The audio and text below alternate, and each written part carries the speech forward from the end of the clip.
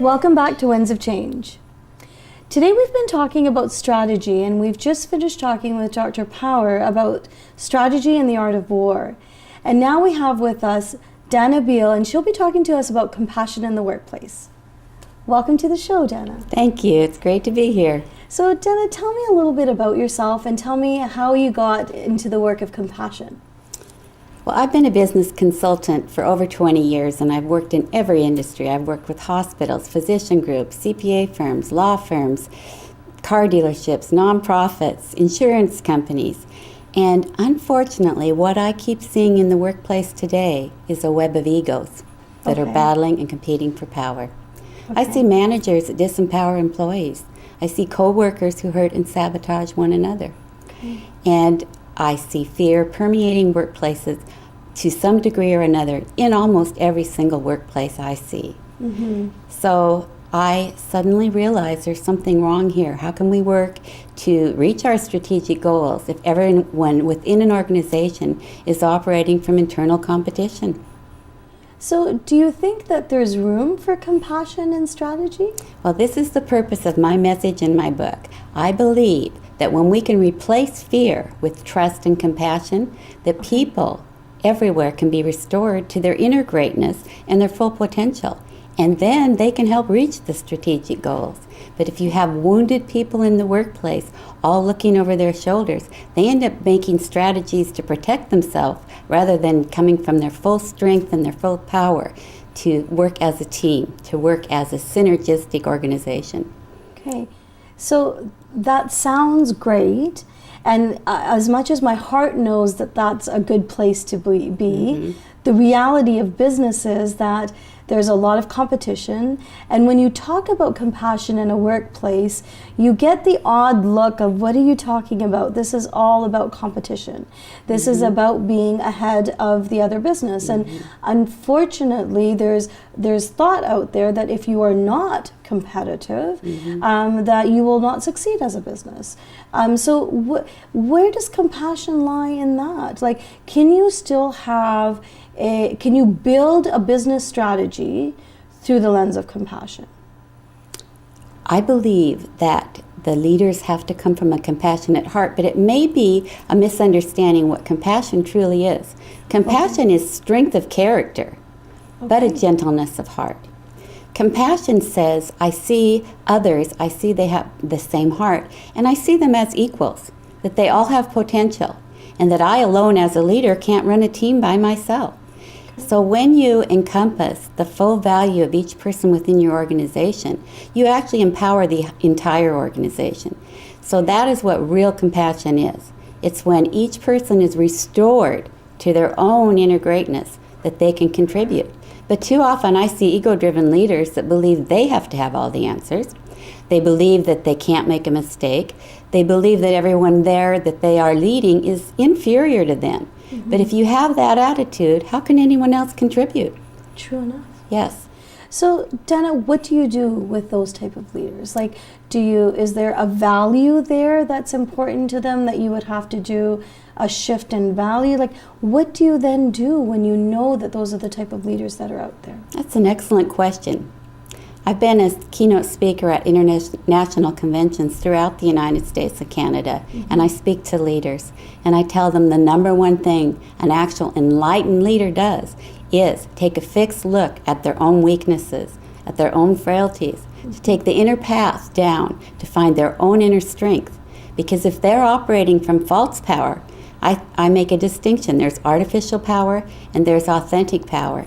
And if they're operating from the false power, they will never achieve the results they would achieve if they operate from their authentic self.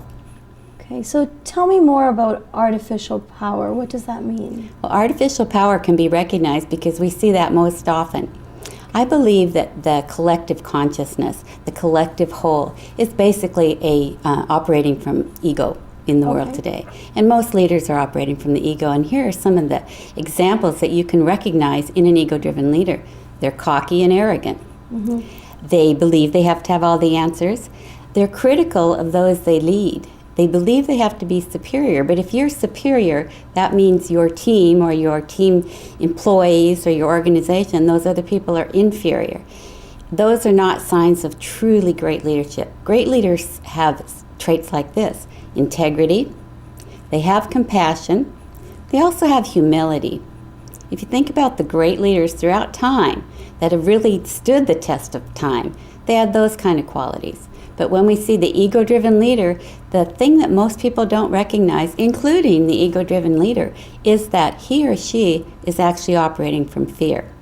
Okay. It's fear that drives that false image.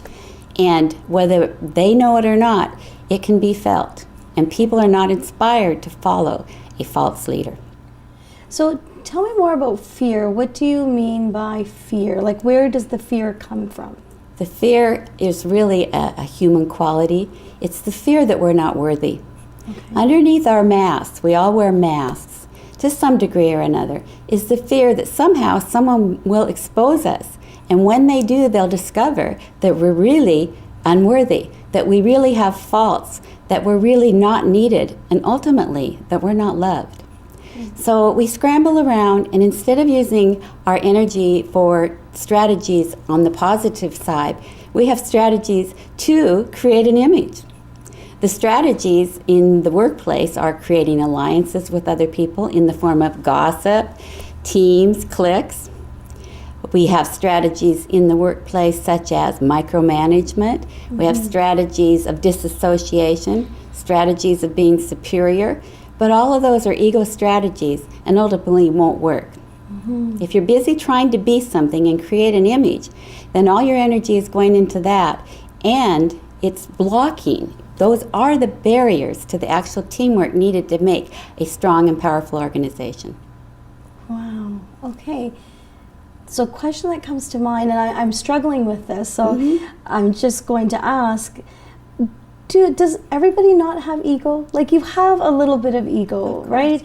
And I know even within myself that sometimes I'll say something and I'll think, oh gosh, I think that was pretty egocentric. And so then I'll go into, okay, well, where did that come from? However, isn't that just a reality? Yes, and the ego's not bad. It's the ego has gotten out of control. It's running everything.